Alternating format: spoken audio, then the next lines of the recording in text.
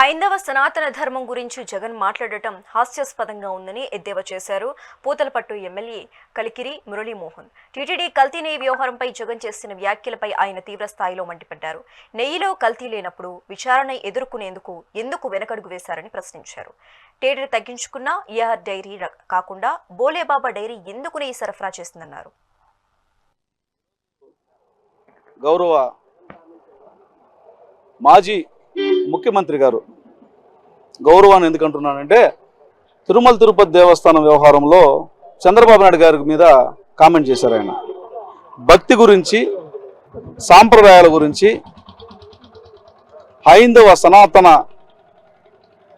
సంస్కారాల గురించి నారా చంద్రబాబు నాయుడు గారు జగన్మోహన్ రెడ్డి గారి దగ్గర నేర్చుకోవాలా?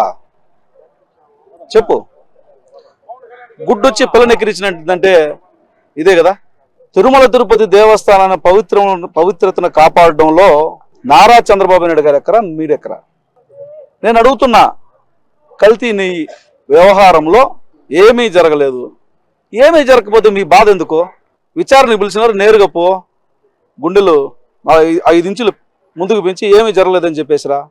ఒకడొస్తాడు పిట్ట కథ చెప్తాడు, ఒకడొస్తాడు ఇంకొక కథ చెప్తాడు, నువ్వు వస్తావు అసలు ఏమీ జరగలేదంటావు. నేను అడిగేది 18 సార్లు రిజెక్ట్ చేసినావు అంటే పదే పదే దొంగతనం చేస్తా ఉన్నా మందలించి పంపిస్తావు.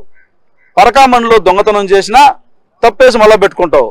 అంటే ఏమని 18 సార్లు రివర్స్ పంపినాం మేమన్నావు, మరి ఆ కంపెనీని ఎందుకు కొనసాగించినావు?